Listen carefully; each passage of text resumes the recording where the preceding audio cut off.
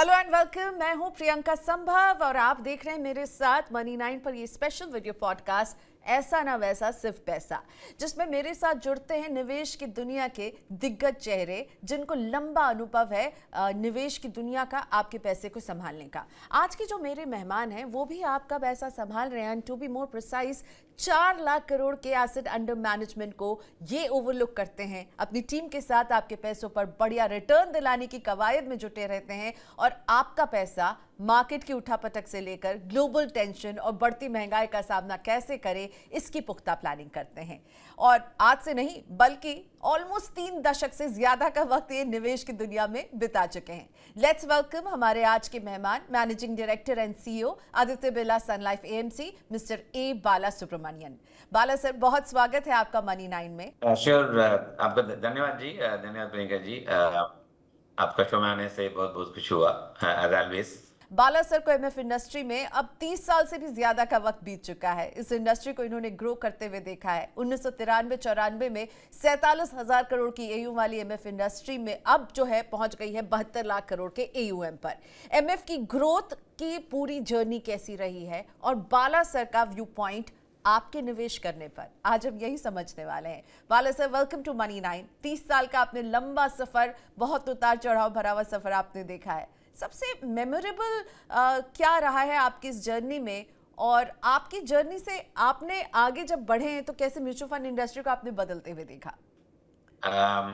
ये 30 साल का आप जो बोल रहे थे, ऑफ कोर्स मार्केट में हमेशा आपको हमेशा driven by greed and fear. So साथ साथ में चलते हैं, ग्रीड भी साथ में रहते हैं, फियर भी साथ में चलते रहते हैं। अगर मेरा 35 इयर्स एक्सपीरियंस का अगर देखते हैं इन म्यूचुअल इंडस्ट्रीज में, ये हमेशा शुरू करने का टाइम भी कोई स्कैम कुछ हो गया था 92 में। तभी तो शुरुआत हो रहा है एक्चुअली म्यूचुअल फंड में एंट्री, मेरा एंट्री शुरुआत हो रहा है एज एन यंगस्टर। एंड तभी तो दुनिया बंद हो जाएगा और सब कुछ लॉस है टाइप्स है, ऐसे चालू हुआ था एक्चुअली स्कैम का साथ। एंड देन आफ्टर दैट जो मार्केट का जो हिसाब से देखते हैं, फेयर के हिसाब से देखते हैं, ग्रीड के हिसाब से, वैल्यूएशन के हिसाब से देखते हैं, कंपनी अर्निंग्स के हिसाब से देखते हैं, इकोनॉमिक ग्रोथ के हिसाब से देखते हैं, पॉलिटिकल अनसर्टेनिटी के हिसाब से देखते हैं, ग्लोबल वॉलेटिलिटी के हिसाब से देखते हैं। अगर सबसे अगर देखते हैं सब मिलकर अगर देखेगा तो लास्ट 30 का एक्सपीरियंस ये सब मार्केट में हमेशा जुड़ा हुए रहेंगे और उसका एस्केप नहीं कर सकते। अनसर्टेनिटी हमेशा मार्केट में रहेंगे, पॉजिटिविटी हमेशा रहेंगी, फेयर हमेशा रहेंगी, ग्रीड भी हमेशा रहेंगी। एट द सेम टाइम जो मार्केट में टिका हुआ रहना चाहिए, that's what I think ultimately जो मेक्स मनी। आप जो बताया था दैट 47,000 करोड़ का एईएम था व्हेन आई स्टार्टेड, आज के दिन में 78 लाख एईएम हो गया है। अगर इसका भी आप पावर ऑफ कंपाउंडिंग के हिसाब से देखते हैं, नोबडी वुड हैव एक्सपेक्टेड इतना बड़ा हो जाएंगी, क्योंकि अगर देश बढ़ते जाएंगे और कंपनीज अगर बढ़ते जाएंगे, कंपनी अर्निंग बढ़ते जाएंगे, जो आप वेल्थ क्रिएशन जो होएगा actually that something you can never imagine. So इसमें आपका खाली फायदा ही, इसमें फायदा हो सकता है अगर आप टिकते रहेंगे, मार्केट पे टिकते रहेंगे। और कभी कभी गलती भी हो जाता है, आई थिंक एक्सेप्ट दी गलती and then keep moving ahead and forward thinking में अगर चलते हैं, डेफिनेटली म्यूचुअल फंड में आई थिंक निवेश करने से बहुत फायदा हो सकता है। So that is my experience. मेरा ऑलमोस्ट 92 में चालू हुआ था actually mutual fund industries in public sector में। बिरला में ज्वाइन होके 95 में ज्वाइन किया था, 94 या 95 में हो गया, 31 ईयर्स हो गया। ये पूरा समय में इतना बहुत कुछ देख चुका है। अल्टीमेटली आफ्टर एवरी क्राइसिस के बाद अपन स्ट्रांग ही बना के गए। I think we have become more and more stronger after every crisis, become stronger after every political uncertainty, we become stronger. क्योंकि तो देश का जो पावर जो है, which is nothing but the economic का जो पावर जो है, which is we used to say population liability in those days 90s, बड़ा पॉपुलेशन है, बहुत खर्चा है और पोअर पॉपुलेशन है, ऐसे करके वी यूज्ड टू से। अभी वो सब बंद हो गया क्योंकि population has become now strength, has become an asset for us. So वो आपको जो नैरेटिव जो है चेंज होते जाएंगे। देयरफॉर मेरे हिसाब से कभी भी ऐसे गलती नहीं करना चाहिए, एक नैरेटिव लेके वही हम लोग टिकते रहेंगे लंबा समय के लिए, उसमें शायद गलती हो सकता है। Therefore, you have to look at forward thinking. Okay, so change जो है वो जो है होता रहेगा। इकोनॉमिक इन्वायरमेंट से लेकर के हमारी सोच बदलेगी, लेकिन आपको टिके रहना है। ये मैसेज मैं आपसे लेना चाहूँगी कि टिके रहना is the most important, you know. हमेशा कुछ करना नहीं है, बट हमेशा वहाँ पर बने रहना is most important. Bala sir, अब तो देखिए, जब हम बात करते थे कि कोविड के वक्त ऐसा लगा कि लोगों ने पावर ऑफ इन्वेस्टमेंट को समझा, डीमैट अकाउंट बढ़े, सिप के इन्फ्लोज जो है वो बढ़े हैं। जब एफआईआर्स पैसा निकाल रहे थे, डोमेस्टिक इन्वेस्टर्स जो है वो उन्होंने पूरा सपोर्ट किया। लेकिन तब भी एक बहुत बड़ी मिसअंडरस्टैंडिंग ये है लोगों की कि उनको कितने पैसों की ज़रूरत पड़ेगी। I think 90% of people don't understand. सबको लगता है 1 करोड़ हम जमा कर लेंगे ना, आज से 15 साल के बाद हमारी लाइफ बड़ी आसान हो जाएगी। लेकिन ये जो 1 करोड़ है, ये जो है ये आपके लिए सफिशिएंट नहीं है। लोग शायद ये समझ नहीं पा रहे, और स्पेशली अगर रिटायरमेंट प्लानिंग के नज़रिए से देखें तो क्या 1 करोड़ का कॉर्पस रिटायरमेंट में आपकी नैया पार लगा देगा? लोगों की लाइफ एक्सपेक्टेंसी बढ़ गई है, महंगाई बढ़ रही है, हेल्थ केयर महंगा हो रहा है। ये 1 करोड़, डू यू अग्री? हमको पैसा के हिसाब से नहीं देखना चाहिए, क्योंकि आपको कोई भी अगर 1 करोड़ भी है, 2 करोड़ भी है, 50 लाख भी है, आपको जिंदगी चला सकता है अगर आपका एक्सपेक्टेशन भी उतना रिजनेबल रखेंगे तो। आई गिव सिंपल एग्जांपल, ये अपना जो मनी का पावर जो मालूम पड़ा, स्पेशली कैश वर्सेस जो बैंक्स में जो जमा करना, it came in during demand time. I think we must give full credit to our honorable Prime Minister of the country, Narendra Modi ji, for the demand time के time समय पे जो पैसा का सबको कीमत मालूम पड़ा, सो बैंक्स में आया, ऑर्गेनाइज पैसा में आया, उसके बाद ही म्यूचुअल फंड में निवेश करना भी बढ़ना शुरू हुआ था। तो डिजिटल इकोनॉमी जो डेवलप हुआ आज के दिन पे, उसमें बहुत कुछ जानकारी आ गई है। But definitely from an investment point of view, there are दो एक तो wealth creation comes later। दरअसल सबके लिए नीड है, want, need is the first one address करने के लिए जरूरत है, क्योंकि नीड भी है, वांट भी है। वांट कुछ भी सबका अलग अलग हो सकता है। एक्चुअली वांट तो आपका मन के हिसाब से है, और दूसरा लोग को नेबर को लेके और फ्रेंड्स का देके और पड़ोसी लोग के देके आप वांट क्रिएट कर सकते हैं। सो वांट का तो एक है, there is no limit. Want तो आप कुछ भी भगवान से मांग सकते हैं, बट आपको जो मिलना है, what is basic needs, that basic needs are your good living space and good household item for you to use it.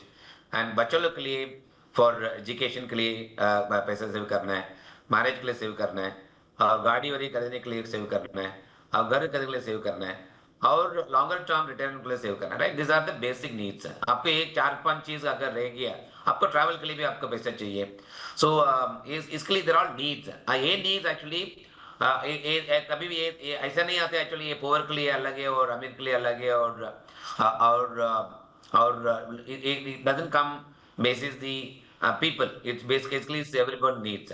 उसके लिए जो सेव करना है, पुराना समय में आप अगर देखते हैं, ये पुराना समय भी ये अभी तो पावर ऑफ कंपनी हम बोलते रहते हैं, पहले भी अगर बैंक्स में अगर देखेंगे, रिकरिंग डिपॉजिट का नाम पे, पोस्टल का डिपॉजिट के नाम पे लोग सेव करते थे।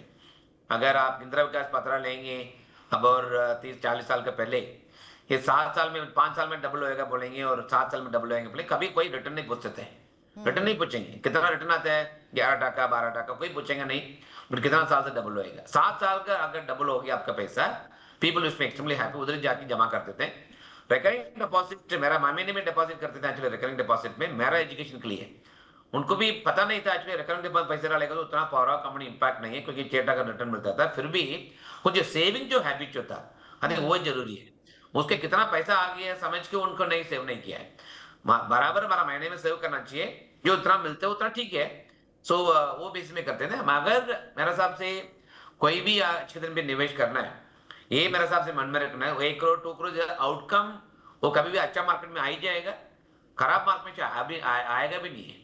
बट इसके लिए आपको जो टिका रहना, जो मैं क्यों बोल रहा हूँ एक्चुअली, क्योंकि एक तो टिका रहना और टिकते रहना, और दूसरा है सेव करते रहना, हर बार सेव करते रहना।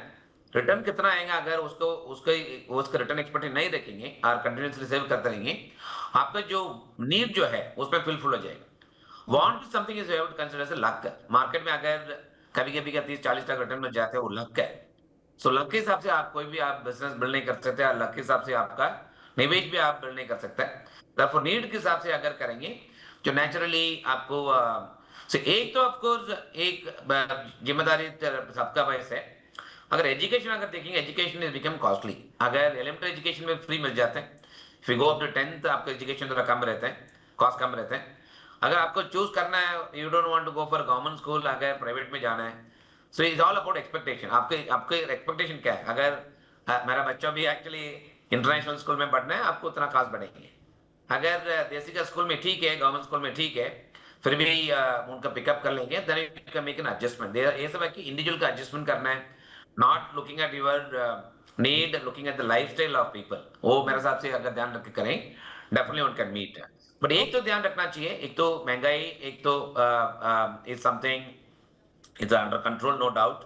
इन्फ्लेशन आज के दिन में कम है, बट जो कॉस्ट ऑफ लिविंग जो है, which is cost of education, travel, जो नीड जो है, नीड भी आज के दिन पे, पहले नीड बहुत कम रहते थे, people used to be contented on need. आज के दिन पे जो लोग एस्पिरेशन देखे, द नीड भी कंटेंटेड से इज गॉन बियॉन्ड दैट। आज के दिन में बिल्कुल। फ्लाइट में जाना एक्चुअली लग्जरी नहीं है। So it's like train traveler going by flight. The cost goes up by 3 times. But is it a luxury? It's not luxury. It is actually a need.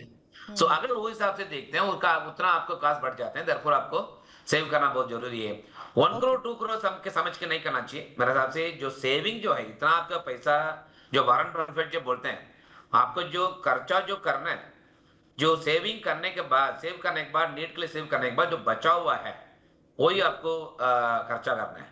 अभी हम लोग क्या करते हैं, पहले खर्चा कर लेते हैं, उसके बाद देखते हैं एक्चुअली किधर से पैसा आएगा कहीं से।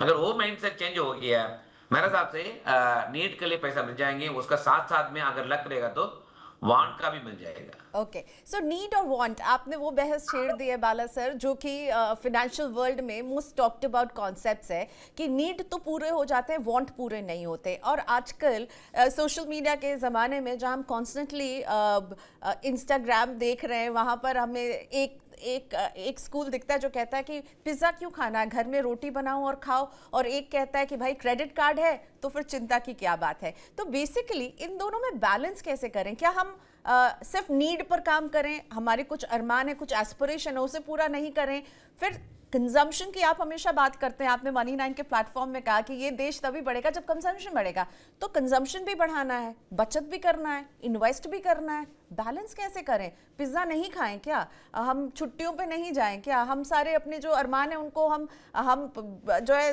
बंद करके बक्से में रख दें, या फिर आप इसको कैसे बैलेंस करेंगे? एक तो आपको आई मस्ट थिंक, जो मन में जो हैप्पीनेस जो है, वो हमेशा क्रिएट करने के लिए जो करना है। Basically travel you mention about, अगर किधर ट्रैवल करना हो तो ट्रैवल करना है, और गाड़ी खरीदना हो तो गाड़ी खरीदना है, ये सब जॉय है एक्चुअली। तो ये इसके लिए आपको ये बोल रहा हूँ, नीड जो है, ये बेसिक नीड्स, और the needs which goes beyond the travel. Tourism is actually, it is not something you can say want. It's basically a need to go with the family and to create your happiness for yourself. Ultimately उतना मन शांत रहते हैं, उतना जाए रहते हैं, उतना आपको एनर्जी उतना मिल जाएगा for you to focus on your long term wellbeing. Long term wellbeing can come from health, happiness, as well as money that you make. Therefore, इसमें आपको बिल्कुल चेंज नहीं है। But what is most important, जो consumption में पहले बताया था, जो कंजम्पशन क्यों बोल रहा हूँ actually, specially somebody starts their career, अगर रिटायरमेंट प्लानिंग के लिए उसको करना है, बहुत लंबा समय है एक्चुअली। अगर 25 साल में अगर जॉब चालू की है, सो रिटायरमेंट के लिए 35 इयर्स है एक्चुअली। अगर 25 इयर्स में रिटायरमेंट के बारे में चिंता करना शुरू कर जाते हैं, which is not needed, I would say. I think what is most important is initial period they must spend to make sure उनको जो बेसिक नीड जो है, first has to be made out of spending, not by out of savings. Initial I am saying, initial period घर खरीदने के लिए plan करना है, all should happen right from day one. Some people say you should not take loan. You must take a loan to the extent आपको चू कर सकता है। अगर हर दिन के लिए लोन लेना कुछ गलती नहीं है। At the same time for housing के लिए लोन लेके अगर एसेट बिल्ड करना, absolutely no issues है, उसका भी लेवरेज का भी है। कभी काम जो करते हैं, अगर एक्सेस ही कर लेते हैं, मेरा इतना ही औकात है, इतना ही मेरा कमाई है, अगर उसके हिसाब से अगर मीनिंग रख के करेंगे, definitely is something will work well. So I okay. Only say that the spending initially has to be done, तभी आपका देश का बढ़ेंगे, देश का इकोनॉमिक बढ़ेंगे, देश का इकोनॉमिक बढ़ेंगे, the natural lead to cascading impact on multiple things, उसमें आपका भी अर्निंग्स बढ़ेंगे. द अदर थिंग्स मेरे हिसाब से सेविंग्स और स्पेंडिंग में दोनों रखना चाहिए. लोग एक्चुअली खाली जॉब लॉस के हिसाब से देखते हैं, डाउन साइड के हिसाब से देखते हैं. If look at 95% of population, उनका जो सैलरी इनकम साल में जो बढ़ते जाता है इज ऑल्सो इक्वली हाई. सब 8 to 9% अगर सैलरी अगर ग्रोथ बढ़ेंगे, उसके हिसाब से उनका प्लानिंग भी कर सकता है. उनका प्लानिंग कर सकते हैं, क्योंकि पर कैपिटा इनकम ऐसे ही एक ही नंबर में नहीं रहते. पर कैपिटा इनकम आज के दिन पे भी ऑलमोस्ट 3,500 4,000 करोड़ का $4,000 को हो गया है. पहले तो $2,000 था. तो अगर पर कैपिटा इनकम बढ़ते जाते हैं, उसके हिसाब से आपको प्लानिंग करना पड़ेगा. Therefore, I always say spending for youngsters, spending is a must. जो स्पेंडिंग आपको जो जरूरी चीज में जो करना है, उसमें उसमें कम नहीं करना है. अभी स्पेंडिंग तो करना है, तभी आपको देश बढ़ेंगे. उसका साथ साथ में सेविंग भी रखना चाहिए, क्योंकि स्पेंडिंग और सेविंग दोनों हाथ साथ में चलना चाहिए. लोग बोलते हैं मेरे पास पैसा नहीं, इसके लिए सेव नहीं कर सकता है. कुछ भी करके, कुछ भी रास्ता निकाल के, अगर इतना छोटा से छोटा सेविंग कर सकता है, वो साथ साथ में करना चाहिए, क्योंकि लंबा समय लगे इन्वेस्ट करने के टाइम, तभी आपको पावर ऑफ कंपनी इम्पैक्ट आपको कभी काम पे आ जाएगा. लोग क्या समझता नहीं, क्योंकि सेविंग करने से मेरा पैसा निकल जाता है, नहीं. वो आपको कभी भी इमरजेंसी आ जाता है, कभी किसी काम पे आ जाता है, कभी आपको लोन रिपे करना होता है. मार्केट में कभी तेजी आता नहीं है कंटिन्यूसली. मार्केट में तेजी आती है, 2 साल में तेजी आते हैं, 2 साल में मंदी आते हैं, कभी लंबा समय में तेजी रहते हैं. लाइक यूएस, ये बार तो लास्ट 14 साल से तेजी है. उसमें जो पैसा बना है यूएस में, something is amazing for people. उसके लिए राइट। हाउस होल्ड डेट बहुत कम हो गया है. अगर वो हिसाब से देखते हैं, saving and spending should go hand in hand. Okay, so what I understand कि आपको जो है सेव भी करना है, स्पेंड भी करना है और अपने हैप्पीनेस को भी पूरा करना है, पर आपकी जितनी चादर है उतनी पैर फैला करके ही करेंगे तो सब बैलेंस अपने आप ऑटोमेटिकली मेंटेन हो जाएगा. बाला सर, आप इतने लंबे समय से इन्वेस्टमेंट की दुनिया को देख रहे हैं. जी जी सर, प्लीज कंप्लीट कीजिए. एक ही उसमें एक ऐड करेंगे, उसमें कल ही जो आप समराइज किया था, बराबर समराइज किया था, बट उसमें एक ही एक गलती नहीं करना चाहिए. दूसरा का देखिए, जेलसी नहीं होना चाहिए एक पैसा का मौला में, तभी आपको बिगेस्ट गलती भी हो सकता है, वो कभी भी रखना नहीं चाहिए. Be happy with what you have, what you save, what you spend, what your family and bases अगर करते रहेंगे तो definitely outcome will be far better. Very important thing, दूसरों को देखकर हम उनकी तरह जीना चाहते हैं, उनकी तरह घूमना चाहते हैं, उनकी तरह घर खरीदना चाहते हैं. और मैं अपने वॉलेट को नहीं देख करके किसी और के वॉलेट के हिसाब से ड्रीम करूंगी तो वो गलत है. बाला सर, ये बताइए मुझे कि आप इतने समय से इन्वेस्टमेंट की दुनिया में हैं. चलिए 31 ईयर्स आपको Aditya Birla Sun Life AMC के साथ हो रहा है, लेकिन इसके पहले आपने और भी दुनिया देखी है. अब इस पूरे जर्नी में आपको क्या लगता है सबसे मोस्ट इग्नोर्ड गोल इंडियन इन्वेस्टर्स किस बात को इग्नोर कर रहे हैं अपनी फॉरवर्ड प्लानिंग में? रिटायरमेंट को कर रहे हैं इग्नोर, या फिर अपने बच्चों की पढ़ाई को इग्नोर कर रहे हैं? वो क्या नहीं समझ रहे हैं? आप उनको बोलना चाहेंगे कि भाई इस पर ध्यान दीजिए, नहीं दे रहे हैं आप ध्यान? इग्नोर जो करते हैं मेरे हिसाब से, जो कंटिन्यूस निवेश करना है, आप ये निकाल दीजिएगा रिटायरमेंट के लिए प्लान करना, वो सब ऑटोमेटिक आते जाएंगे, वो इश्यू नहीं है मेरे हिसाब से. जो कंटिन्यूस सेव जो करना है, कंटिन्यूस सेव करना है, इतना कम पैसा में सेव कर सकता है एंड कितना मिनिमम मेरे को सेव कर सकता है, वो मेरे हिसाब से माइंडसेट बीच बीच में निकल जाता है. सो इतना साल से मैं देख रहा हूँ actually. I used to get call from people 2009 के बाद, लेमन क्राइसिस के बाद. इवन पढ़ाई, अच्छा पढ़ाई लोग, inform people used to call me, बोला ऐसे भी बंद कर दो क्या, रिटर्न नहीं आ रहा है. सो मैं बोला रिटर्न नहीं आएगा ठीक है, बट सेविंग तो आप करना ही है ना. तो अगर वो बेसिस में अगर करें, मेरा साथ यही इग्नोर चीज है. सो जो रिटायरमेंट प्लान, एजुकेशन प्लान, वो पूरा हो ही जाता है. That something somehow they manage it, वो इश्यू नहीं रहता है एक्चुअली. क्योंकि कुछ भी करके पेरेंट्स बच्चों को पढ़ाई के लिए कभी मना नहीं करते हैं, कोई हेल्प भी आ जाता है आजकल, कोई हेल्प करने के लिए लोग आ जाते हैं बच्चा पढ़ाने के लिए, और वो इश्यू नहीं रहता. I think this continuous saving जो है, मेरे हिसाब से लोग इग्नोर कर लेते हैं. अगर ऐसा आपको जो ईएमआई पेमेंट करने के लिए अर्ज रहता है, लोन रीपे के लिए आपका अर्ज रहता है, इंश्योरेंस प्रीमियम आपको पे करने इतना अर्ज रहता है, द सेम वे इन्वेस्टमेंट में आपको उतना अर्ज होना चाहिए. अगर उतना अर्ज आपको सेव में भी उतना होगा, से ये महीने में 1,000 रुपए क्यों नहीं किया, अगर वो पहुंचना शुरू कर दिया, अगर 5,000 रुपए मेरा पे कर रहा था हमेशा ऐसे के लिए, ये महीने में क्यों नहीं किया, अगर वो सवाल मन में आना शुरू हो गया, मेरे हिसाब से सेविंग्स इतना रेगुलर जो होते जाएंगे उतना आपको रेगुलर उतना आपको तकलीफ कम हो जाएगा to meet any challenge that we may have. Okay Bala sir, global uncertainty, inflation, market drawdown, इन सब से जूझते हुए जब एक रिटेल इन्वेस्टर सिप करता है तो रियलिस्टिकली अगर आप मुझे बता सकें, अगर अभी कोई इन्वेस्टमेंट शुरू करेगा तो ये स्पीड ब्रेकर्स आएंगे ही, इन सम और द अदर फॉर्म, तो वो किस तरह का रिटर्न एक्सपेक्ट करे? डबल तो नहीं होगा पैसा, आप जैसे समझा रहे थे, लेकिन रिटर्न एक्सपेक्टेशन उसे क्या रखना चाहिए गिवन कि भाई अनसर्टेनिटीज होंगी आपके लिए, मार्केट्स जो है वो इक्विटी मार्केट्स कभी फ्लैट लाइन नहीं चलने वाले हैं, आपको इन्फ्लेशन का भी सामना करना है, तो रियलिस्टिकली रिटर्न एक्सपेक्टेशन आपके हिसाब से क्या रखना चाहिए? नहीं, रिटर्न एक्सपेक्टेशन जनरली अपना मार्केट में बहुत सिंपल रहता है। इसका अगर सिंपल रख के उसके हिसाब से अगर प्लान करें, I to the example of Indra Vikas Patra in those days है कि 5 साल में डबल होएगा बोलेगा तो दी महीने साल का इंटरेस्ट पेमेंट मेरे हिसाब से रफली अबाउट 12.5% मिलते हैं तभी दोस डेज है। So the formula is very simple. अगर आपका पैसा डबल करना है 72 डिवाइड बाय अगर 10 डालें, 10% अगर मिल गया साल का, 72 डिवाइड बाय 10, 7.2 ईयर्स में आपको डबल होएगा पैसा। Is as simple as that. Is the simple formula. अगर ये रख के अगर इन्वेस्ट करेंगे देन एक्सपेक्टेशन उतना आपको इजी हो जाएगा।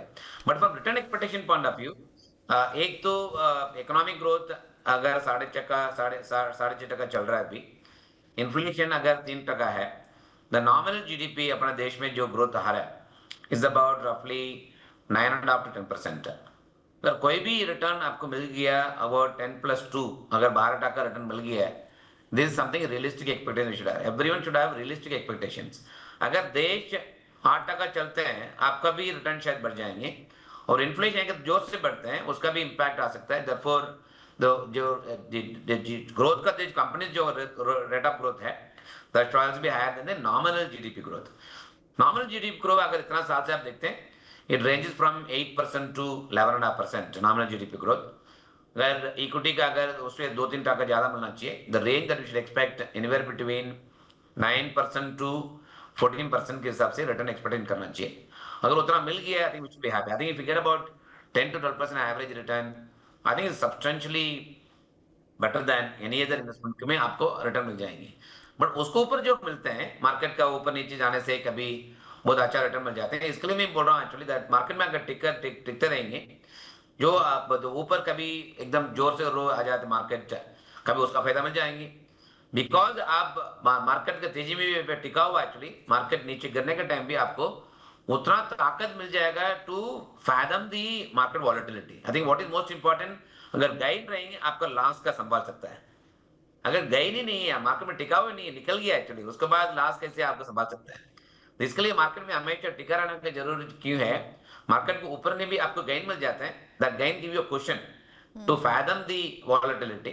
सो मार्केट का लॉस हो गया, आपको उतना फायदा में गेन भी है, उसमें गेन और लॉस को एडजस्ट हो जाएंगे। So return continuity expectation is the key. Is should be nominal GDP plus 2%, which is मेरे हिसाब से range is about 10 to 12% over period of time. And continuity is the key. So अगर Continuity is कोई key. Needs पूरा करने के लिए अपने लिए सोचता है कि भाई मुझे एक कॉर्पस जमा करना है, लेकिन मेरे पास अभी इतनी अमाउंट नहीं है कि मैं सिप शुरू करूं, जब मैं थोड़ा सा और कमाने लगूंगा तब मैं सिप शुरू कर लूंगा, अभी मेरे पास उतनी अमाउंट नहीं है कि बड़े बड़े कॉर्पस तक पहुंच सकता हूं, उनको आप क्या कहना चाहेंगे? उनको एक तो एक म्यूचुअल फंड में एक अच्छी तरफ से एक प्रोडक्ट भी बनाया actually, which is called step up. अगर if you look at life cycle, अगर 25 साल से काम शुरू हुआ, कोई भी है, सेल्फ एम्प्लॉयड है और एम्प्लॉयड भी, सैलरी एम्प्लॉय भी है, it's a upward curve till the age of 50 is completely upward curve. आपका इनकम के हिसाब से अपवर्ड कर्व है। बीच बीच में आपको थोड़ा तकलीफ होएगा क्योंकि फैमिली बढ़ते जाएंगे, उतना आपको जिम्मेदारी बढ़ जाते हैं, बट इनकम लेवल तो गिरता नहीं है, एक्सपेंस बढ़ जाते हैं नो डाउट, बट इनकम बढ़ते जा रहे हैं। इट्स कॉल्ड, अगर हर साल में आपको वो पैसा आ गया है, वो निवेश करना जरूरी है, क्योंकि स्टेप अप के हिसाब से एसआईपी में आपको बढ़ा सकता है। Then as you go down in the path, ये जो सेविंग जो है आपको रिटायरमेंट प्लानिंग के लिए अगर आ गया है, then you are falling income range। अगर you peak to peak, then you have a falling income range। so तभी आपका पैसा का विड्रॉल की जरूरत है। so म्यूचुअल फंड एक बड़ा चीज बनाया actually, which is SIP, step up SIP and also SWP, which is systematic withdrawal plan. ये तीनों अगर मिल के हिसाब से अगर करें, then naturally it become part of your disciplined way of investing. So यही हमेशा कहता रहता है. For example, if I take my own example, I choose since मेरा expenses generally बहुत कम रहता है, content ज्यादा से इतना खर्चा नहीं करता है unnecessary items में, तब उतना मेरा पैसा बचा हुआ रहता है, ऐसे में डाल देता हूँ, क्योंकि उसमें कभी भी रिटर्न कभी मिलेगा नहीं, कभी मिलते हैं, but because I keep doing this continuously, उसमें फायदा मिल जाता है. That's what I would say as advice. As income levels बढ़ते जा रहे हैं, आपको एक्सपेंस भी उतना देर से नहीं बढ़ता है, कि उतना कम करके जो बचा हुआ है, that if you do step up SIP में अगर करते रहे, I think will definitely be better.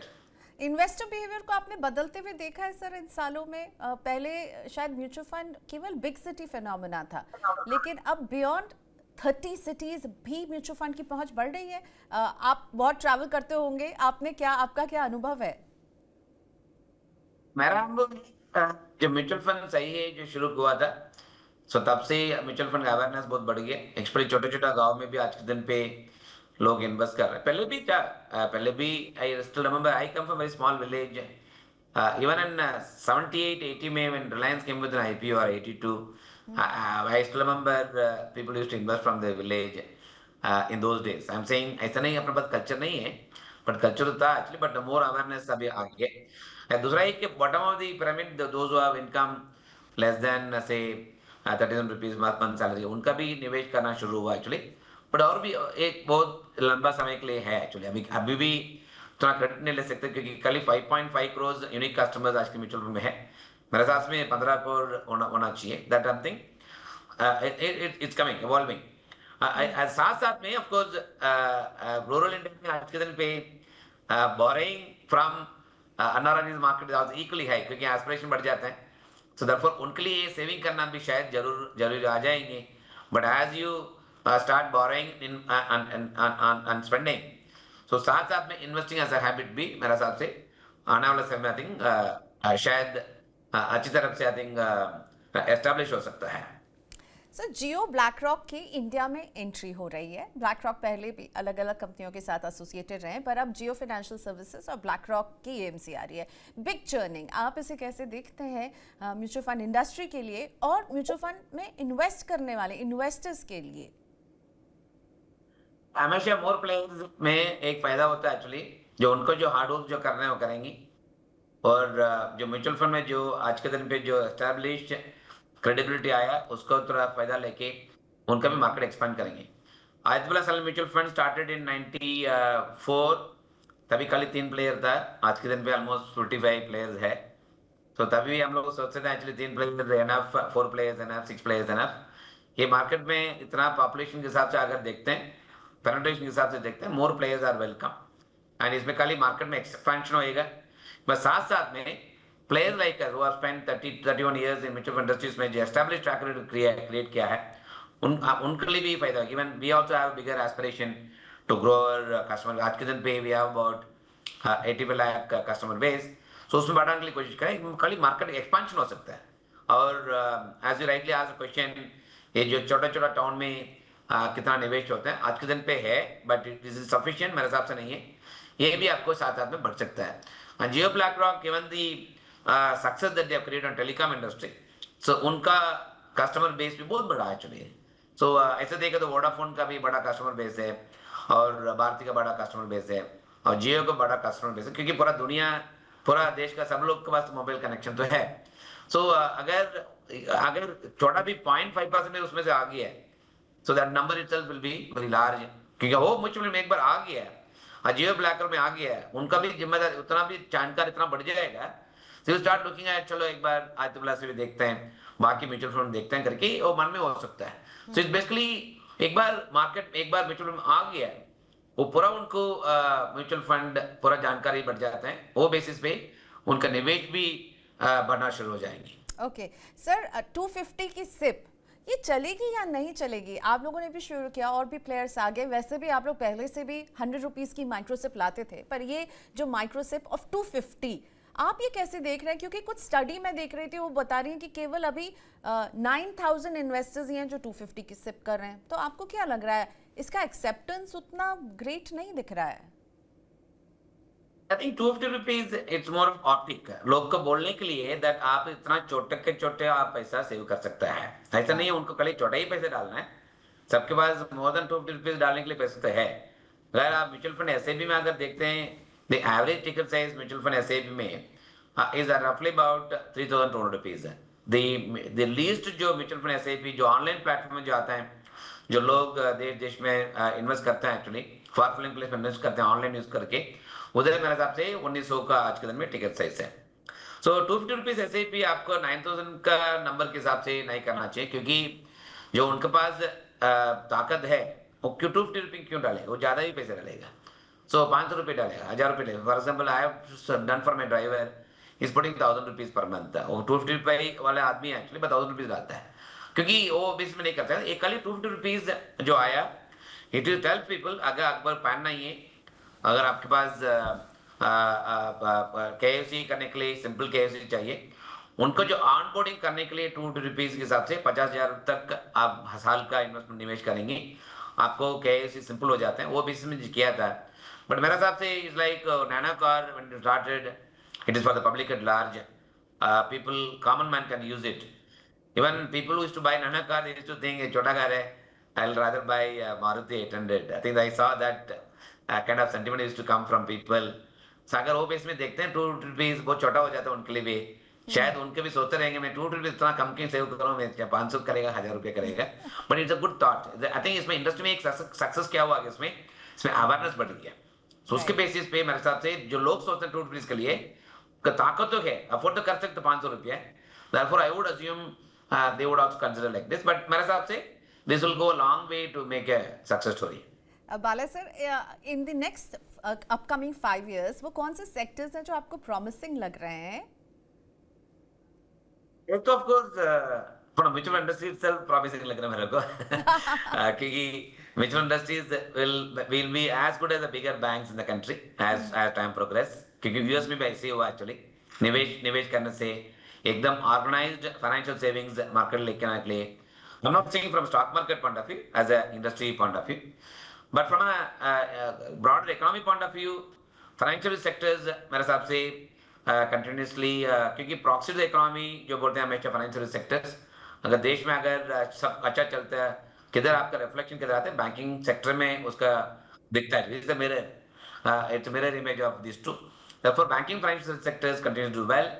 Auto industries आज के दिन पे थोड़ा स्लो डाउन है, but again large industries, private employment being newness, so उसमें भी you see after all the ups and downs, उसमें भी प्रॉमिसिंग लग रहा है। पावर सेक्टर्स बहुत प्रॉमिसिंग लग रहा है, क्योंकि पावर सेक्टर्स में लास्ट 4-5 साल से बहुत कुछ रिफॉर्म हो चुका है, और बहुत कुछ गवर्नमेंट का भी इनिशिएटिव जो इसका से लिया है। पावर का अवेलेबिलिटी भी बहुत बड़ा है एक्चुअली, पावर यूसेज भी बड़ा और भी बढ़ना बाकी है actually, therefore power renewable energy and power sectors में भी बहुत प्रॉमिसिंग लग रहा है। And same way capital sectors, government का स्पेंडिंग और प्राइवेट सेक्टर कैपेक्स का भी आ गया है, and capital sectors actually cut across everything. Capital sectors खाली पावर में नहीं है, डिफेंस में भी है, और मरीन इक्विपमेंट मैन्युफैक्चरिंग में भी है। डिफेंस में सब हर जगह पे वर्ल्ड वाइड बजट बढ़ गया एक्चुअली, सो इंडिया में भी फोकस आया actually for making defence equipment with in India. इसमें भी मेरे को लगता है प्रॉमिसिंग लग रहा है actually. Pharma sector is evergreening sectors. Pharma I think India का अगर अपने देश के लिए the 2 sectors have done extremely good job is the software service sectors, second is the pharma sectors.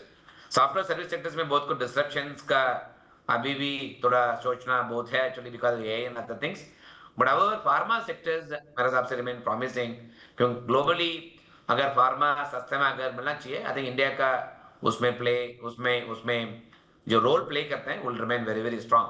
So pharma as a sector also remain promising. Last but not the least, government का focus आज तक infrastructure building में था, अभी shift होके consumption में focus हुआ actually, with the per capita income rising, and as you rightly mention earlier, aspiration spending versus savings में थोड़ा स्पेंडिंग में भी लोग का एस्पिरेशन फुलफिल करने के लिए जो बढ़ रहा है, tourism as a sector is picking up quite nicely. उसमें अगर साथ में साथ देखते हैं clearly the consumption led growth मेरे हिसाब से देश में लास्ट 4-5 साल से बहुत कम दिखा हुआ एक्चुअली, वो मेरे हिसाब से आ सकता है कि government of India can do two things. एक तो income tax savings last year दे दिया था एक्चुअली। मेरे हिसाब से नेक्स्ट 1-2 साल में जीएसटी का में भी थोड़ा रिफॉर्म आ सकता है by cutting down the GST rates for increase the large volume of consumption. उसमें गवर्नमेंट का फायदा हो जाएगा, volume picks up, volume increase more GST, at the same time consumption में अगर बढ़ जाएगा so that lift the whole GDP growth next level. So मेरे हिसाब से कंजम्पशन लेड ग्रोथ आल्सो मेरे हिसाब से अपना देश में बहुत आ सकता है। तो ये जो ग्रोथ आएगा, इसका फायदा उठाने के लिए म्यूचुअल फंड में एक इन्वेस्टर को किस तरह की स्ट्रैटेजी बनानी चाहिए कि इन सेक्टर्स की ग्रोथ का फायदा उसके पोर्टफोलियो पर भी आए? तो म्यूचुअल फंड में आपको ज्यादा ज्यादा सोच के ढूंढना नहीं चाहिए, क्योंकि म्यूचुअल फंड वेरी क्लियर। एक तो असल लोकेशन है, अगर असल लोकेशन का हिसाब से देखते हैं large cap oriented fund, flexi cap oriented fund and small and mid cap fund, ये सब डाइवर्सिफाइड इक्विटी पोर्टफोलियो रहते हैं। उसमें सेक्टर जो रोटेशन जो है, स्टॉक पिकिंग जो है, जो ट्रेंड के हिसाब से उनको पोर्टफोलियो कंस्ट्रक्ट करते हैं। This is something which should be a part of your core portfolio. Second is आपको मार्केट में ऊपर नीचे जाना है, बहुत कंसर्न है, टाइमिंग करना है। This to timing you don't need to do through the balance advantage fund and balance advantage fund में मार्केट का मोमेंटम देखते हैं। फंड मैनेजर्स इक्विटी एलोकेशन कम करते हैं, अभी मंदी रहते हैं, तब तेज रहते हैं, फंड मैनेजर्स इक्विटी एलोकेशन बढ़ा देते हैं। So balance advantage fund could be the right choice for anybody to just come and park their money and hold it for long term. And third, हमेशा एक सवाल उठते रहते हैं, इधर गोल्ड में पैसा लगाऊं, सिल्वर में पैसा लगाऊं, रेट एंड इन्वेट भी आज का नया इंस्ट्रूमेंट्स आ गया, उसमें पैसा लगाऊं, ये हमेशा सवाल उठते रहते हैं। Multi asset allocation fund also provide an answer to this. अगर म्यूचुअल फंड का अगर पोर्टफोलियो में अगर आप प्रोडक्ट ऑफरिंग में देखते हैं, जो मन में जो सवाल जो आते हैं वो सब चीज के लिए म्यूचुअल फंड में प्रोडक्ट सॉल्यूशन है। बट सेक्टर के हिसाब से मेरे हिसाब से आप देखेंगे तो समथिंग इज दैट मेरे हिसाब से आपको पूरा ये निवेश, ये जो डाइवर्सिटी इक्विटी फंड जो बोला था और मल्टी एसेट बैलेंस इसका डालने के बाद बचा हुआ एक्चुअली खाली उसके लिए आप सेक्टर के फंड में जाना चाहिए। अब तक सेक्टर फंड में नहीं जाना चाहिए, क्योंकि सेक्टर फंड में वॉलेटिलिटी बहुत रहेंगी, whereas ये सेक्टर ये फंड्स में आपको वॉलेटिलिटी फंड मैनेजर संभाल लेते हैं। So therefore that's why I always tell everyone including HNIs या पीपल अगर लार्ज पूल ऑफ मनी, उनका भी अगर ये कॉन्सेप्ट रखेंगे मेरे हिसाब से I think is more than sufficient. So large cap fund, flexi cap fund, balance advantage fund and multi cap fund. अगर कंजम्पशन हिसाब से करना है, GenNext fund is something which is consumption driven fund, it's industry called consumption fund. So उसमें भी आपको निवेश कर सकता है लॉन्ग टर्म के लिए। वाला sir, I will close this session, but last में मैं आपसे ये पूछना चाहूँगी, हम 72 लाख करोड़ पर हैं, तो हम वो 100 लाख करोड़ पर कब तक पहुंच सकते हैं? 5.5 करोड़, 15 करोड़ इन्वेस्टर कब तक बन सकता है? और इसके लिए आप म्यूचुअल फंड इंडस्ट्री में कोई रिफॉर्म आपको लगता है करने की ज़रूरत है? सो इससे मैं रैप अप करूँगी, ये फाइनल मैं आपकी जुबान से सुनना चाहती हूँ, आपको क्या लगता है? 25 lakh growth about almost about 12 years back. So 12 years back, I was a CII mutual fund summit chairman तभी था. It was about 20 lakh crore का हम लोग इरादा देख रहा था. हाँ. वो फटाफट आ गया था. 25 to 50 बहुत फटाफट आ गया था. 50 to 70 बहुत फटाफट आ गया था. So we never expected इतना जल्दी से आएंगी. So अगर इतना मार्केट में रिटर्न एक्सपीरियंस भी है और सेफ्टी भी है और रिटर्न भी ठीक से आ रहे म्यूचुअल फंड में, और अपना देश का उम्मीद भी 2047 के हिसाब से अगर देखते हैं, विकसित भारत के हिसाब से देखते हैं, तो काम जो हो रहा है actually is also lifting the whole India economy to higher level. मेरे ख्याल से 100 लाख करोड़ नेक्स्ट 3 साल में आ जाएंगी। Oh great. And 5.5 crore investor 15 crore तक पहुंचने में टाइम लगा रहे हैं बहुत, आपको नहीं लग रहा है? वो भी आ जाएंगे। आई थिंक मेरे साथ नेक्स्ट एटलीस्ट 7-8 years में I think we will probably see 15 लोग 15 करोड़ म्यूचुअल फंड इन्वेस्टर्स वो भी आ जाएंगे, क्योंकि जितना इन्वेस्टमेंट अवेयरनेस भी बढ़ते हैं और more players are coming, existing player, हम लोग भी अभी भी इतना साल के बाद हार्ड वर्क करना पड़ता है एक्चुअली मार्केट एक्सपेंशन के लिए। So hard work never stops, I think it continues. So देश को जो निवेश का समझा के जो लोग को म्यूचुअल फंड इन्वेस्ट करने के लिए जो करना है, और लोग का भी आज के दिन पे जो लॉस जो हो रहे हैं as also now they realise, I always say अगर एक बार लॉस हो गई है फंड मार्केट में, वो भी लोग लॉस कर रहे हैं, उनको भी अभी रियलाइजेशन आ गया है the best way to protect my savings is through the mutual fund. है थोड़ा पैसा कम हो सकता है, रिटर्न कम हो सकता है, ठीक है, बट पैसा तो सेव होते रहते हैं करके, that realisation also coming increasingly. Therefore मेरे हिसाब से नेक्स्ट 3-4 साल में शायद फास्टर पार्टिसिपेशन आएंगे। Okay Sir, any change that you want to see in the mutual fund sector? Any one reform that you think कि इसकी ज़रूरत है हमारी इंडस्ट्री को, या आपको लग रहा है सब ठीक है? कुछ ठीक है मेरे हिसाब से। एक शायद एक ट्रेंड हो सकता है globally. So far mutual industries के हिसाब से देखते हैं, we have sold on the base of the product which large cap multi cap kind of product में बेचा एक्चुअली। सो मेरे हिसाब से as the time progress fund of fund and mix of which will invest in active funds, passive funds, and fund of fund will take a solution. हर चीज के लिए solution जो expectation जो है म्यूचुअल फंड में निवेश करने के लॉन्ग टर्म इन्वेस्ट करने के लिए शायद सोल्यूशन बेस्ड अप्रोच आज के दिन भी है, बट शायद मेरे हिसाब से इसमें पॉपुलर हो सकता है as we move forward. Thank you so much, Bala sir, for your time today. For Money9 viewers, it was definitely an enriching session. बहुत कुछ सीखने को हमेशा मिलता है जब भी मैं आपसे बात करती हूँ सर। बहुत धन्यवाद आपका। Thank you Priyanka ji. Okay, so mutual fund industry का एक जाना माना चेहरा, इतना लंबा अनुभव, और इनसे जब भी हम बात करते हैं तो हमें समझ में आता है कि अब की निवेश की गाड़ी की दिशा क्या होनी चाहिए, और आज भी कुछ हमें ये सिखा के गए हैं। Thank you for watching us. देखते रहिए Money9, ऐसा ना वैसा सिर्फ पैसा के अगली सीरीज़ में एक और ख़ास मेहमान जुड़ेंगे। कमेंट बॉक्स में आपके कमेंट्स का भी मुझे इंतज़ार रहेगा, और साथ ही में Money9 के यूट्यूब चैनल को सब्सक्राइब ज़रूर कर लीजिएगा। ऐसे ही इंटरेस्टिंग शख्सियत से हम बातचीत लेकर आते रहेंगे। आज के लिए इतना ही, नमस्कार।